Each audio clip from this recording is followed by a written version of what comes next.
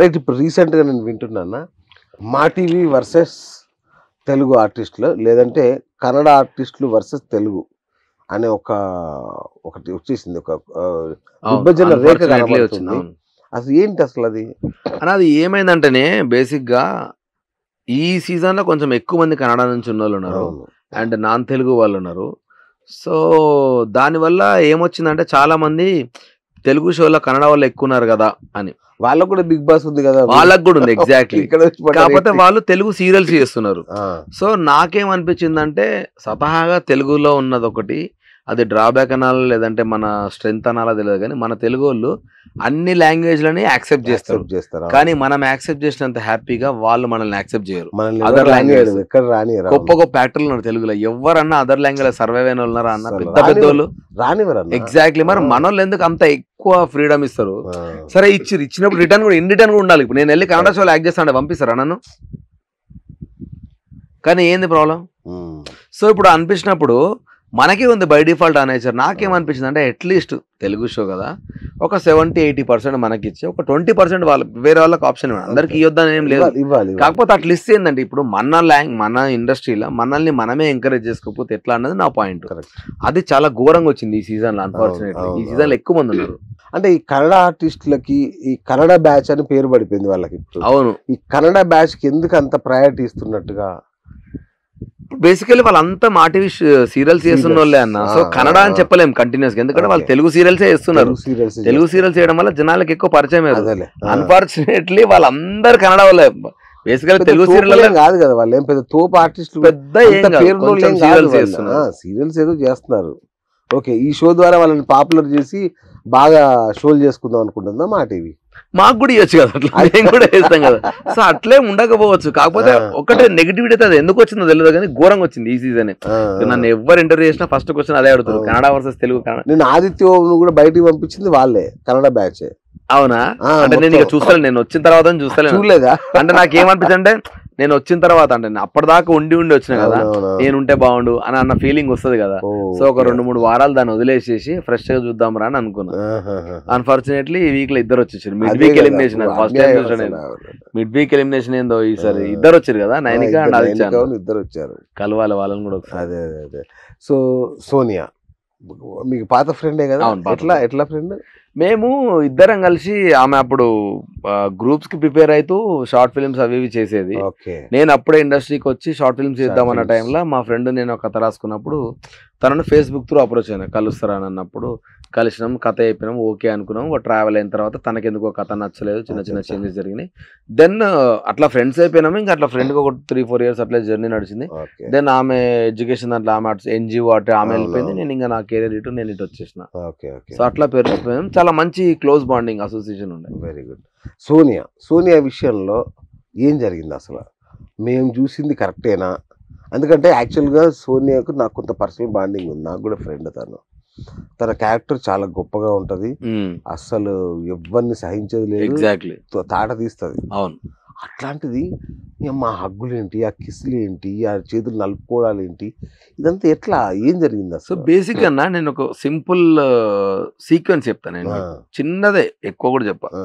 Basic గా ఇప్పుడు సోనియా, పృథ్వీ అనేటోడు సోనియాని ఒక అక్క, ఒక మదర్లీ ఫిగర్ మీద చూస్తారు. ఇది పక్కన పెట్టండి.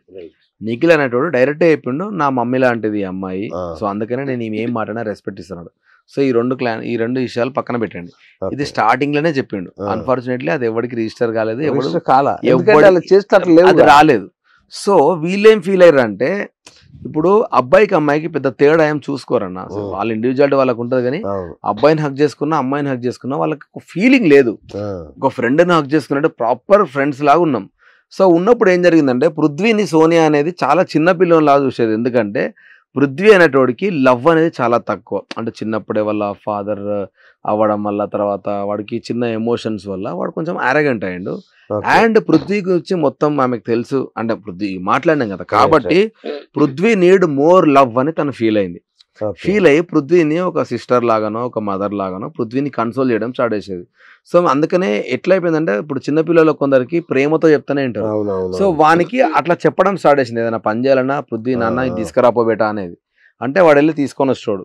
సో అట్లా చూసిన తర్వాత బెలూన్ టాస్క్ అప్పుడు ఏం జరిగింది, పృథ్వీ ఉండి సోనియా గారు మీరు జడ్జిమెంట్ ఇవ్వండి అన్నాడు. ఆల్రెడీ ఈమెకు నాకు గొడవ అవుతుంది, సోనియాకు నాకు. ఆమె కోపం వచ్చి నువ్వేంద్రా నాకు చెప్పడానికి, నేను ఇవ్వాలనుకున్నప్పుడు ఇస్తా కదా, నువ్వేంద్రా నాకు చెప్పేది అన్నది ఆమె ఫ్లోలో. వాడు ఘోరంగా హర్ట్ అయ్యాడు. అంటే ఇప్పుడు నేను ఎవడో అంటే ఫీల్ అవుతావు, సొంత వాళ్ళు అంటే ఇంకెక్కువ ఫీల్ అవుతావు కదా. ఆమె అనడం వల్ల వాడు లోపల కుమిలిపోతుండో, చెప్పలేకపోతున్నాడు. హర్ట్ అయిపోయి మూల కూర్చున్నాడు, కళ్ళల్లో నీళ్ళు తిరుగుతున్నాయి, వాడు ఏం మాట్లాడతలేడు. ఈమెకు అర్థమైంది వీనికి ఏదో ఇబ్బంది అయింది, ఎందుకో చెప్పట్లేదని. సో నన్ను అడిగింది నాకు తెలియదురా అని అన్న, నిఖిల్ని అడిగింది నాకు తెలియదురా అని అన్నాడు. ఎవ్వడికి సమాధానం చెప్తలేడు. దెన్ వెళ్ళి సోనియా వాళ్ళ దగ్గర కూర్చుంది. ఆమె ఎదురుగా ఫేస్ చేసే ధైర్యం లేక వాడు పిల్లో అడ్డం పెట్టుకుని ఆమెను చూడకుండా ఆట ఆడుతున్నాడు. సో ఆమెను కన్సల్ట్ చేస్తా ఉంది, అరే చెప్పురా ఏమైందో చెప్పురా అని ఇట్లా షర్ట్ మీద ఇట్లా వేసి కన్సల్ట్ చేస్తూ ఉంది. చెప్పురా అంటా ఉంది. ఫైనల్లీ ఓపెన్ అప్ అయ్యి ఏడ్చిండు. మీరు అనేసరికి నేను హర్ట్ అయినా, నేను మిమ్మల్ని వేరేలా చూస్తా కదా, ఆ ఎదురుగా మీరున్నారు కాబట్టి, వేరేవాడంటే వేరే ఉండేది, నేను అసలు ఎవరికినా మీరు కాబట్టి నేను ఒక్క మాట మాడకుండా వెళ్ళిపోయినా నేను అన్నాడు. అరే నువ్వు ఇంత రెస్పెక్ట్ ఇస్తున్నవారా నాకు, ఇంత సెన్సిటివ్ వారా అని అమ్మాయి కూడా ఫీల్ అయ్యి, అరే మా అల్లుడు ఒకడు ఉంటాడు రా, వాని లెక్క చూస్తాను నేను చిన్న పిల్లోనిలాగా, అట్లేం లేదురా, గేమే, పర్సనల్ నాకు నా లైఫ్లో నా హార్ట్లో మంచి ప్లేస్ ఉందిరా నీకు, నువ్వు ఒక చిన్న పిల్లోనిలాగా నాకు అని చెప్పి మొత్తం మాట్లాడింది ఈ అమ్మాయి. ఇదంతా పక్కన పెట్టి జస్ట్ ఇక్కడ రాసేది మాత్రమే పెట్టింది. ఇప్పుడు చూసే జనాలకి ఈ ముందు కాంటెక్స్ట్ తెలియదు, వెనకది తెలియదు. ఇప్పుడు చెప్పిన తర్వాత ఇప్పుడు చెప్పుంటే మీకు ఆ ఇంటెన్షనే రాదు, అంతే జరిగిందంతా. కానీ దానికి రయ్యని జూమింగ్ చేసి ఇట్లా ప్రతి సిచ్యువేషన్ లో ఇవే జరిగినాయి. సో సోనియా కోపం వచ్చి బయటకు వచ్చినప్పుడు ఆమె మాట్లాడింది అదే అంట, మీకు నిజంగా చూపించాలనుకుంటే ముందు నేను మాట్లాడింది తర్వాత మాట్లాడింది చూపిస్తే అట్లీస్ట్ ఆడియన్స్కి ఒక క్లారిటీ వస్తుంది, ఈ పిల్ల ఎందుకు మాట్లాడదు. అప్పుడు కూడా నేను తప్పంటారా, నేను ఒప్పుకుంటా. కానీ మీరు చూపించాలనుకునేది చూపించి నేను 30 ఏళ్ళకి వెళ్ళి నేను నాదొక లైఫ్ ఒక వైబ్ నేను బయట క్రియేట్ చేసుకొని మీరు నన్ను ఎంత గలీజ్గా చూపించిన తర్వాత నాకు ఇంకేం రెస్పెక్ట్ ఉంటుంది. మరి నేను మాట్లాడాల్సింది, నాకు నచ్చింది నేను మాట్లాడతా, మీరు చూపిస్తారని ఆమె కూడా ఫైర్ అయిందట. సో అట్లా చిన్న రప్చర్ జరిగింది బేసికల్. దానికి ఆమె ఎక్కువ హర్ట్ అయింది. అరే నేను మా బాండింగ్ ఏందో చెప్పినా, ఎమోషన్ ఏందో చెప్పినప్పుడు మీరు ఇంత ఆక్వర్డ్గా ఎట్లా చూపిస్తారు నన్ను తెలిసిన తర్వాత కూడా ఆమె ఘోరంగా ఫీల్ అయింది. సో ఇట్లా జరిగినాయి అన్న. అందువల్లనే వాడు హక్ చేసుకుని ఆమెకి ఏం పెద్ద ఫీలింగ్ లేకుండా మమ్మీ చెప్పురా, అరే ప్లీజ్ రా, ఏడవకరా. సో ఆమె బాధపడ్డా కూడా వీళ్ళు బాధపడాలి, అరే ప్లీజ్ రా. ఆ బొమ్మలు చూడడానికి మాత్రం వీర్డ్ అన్న నిజంగా. ఎందుకంటే ఇప్పుడు నీకు వాయిస్ వినపడితే జనరల్ తెలియదు అన్న. మీరు చూస్తా కూడా పృథ్వీగాడు ఎప్పుడు సోనియా దగ్గరికి వచ్చినా మేము బ్యాక్గ్రౌండ్ లో తందానే నానే తానే తందాను అని మేము అందరం మ్యూజిక్ వాడేటోళ్ళం. అదేంది KGF లో మదర్ మ్యూజిక్ ఎందుకు అనేటోళ్ళం మరి మేము, వాళ్ళిద్దరి మధ్య లేదన్నా వేరే ఎమోషన్ ఏదన్నా ఉంటే మేము మదర్లీ ఫీలింగ్ తోటే అన్న తందానే నానే అనగానే ఇద్దరు నవ్వేటోళ్ళు అన్నట్టు. ఎందుకంటే అరే నా కొడుకు అని నువ్వు చిన్నోడు పెద్దోడు అన్నది అదే నాకు సార్, నా చిన్న కొడుకు నా పెద్ద కొడుకు అని అనేది అన్నట్టు. సో అట్లానే పిల్లలను చూసినట్టు చూసేది. సో ఆ టైప్ లో మాకేం ఆక్వర్డ్ అనిపించాలి ఆబ్వియస్, ఎందుకంటే నాకు ఆ ఎమోషన్ తెలుసు కాబట్టి.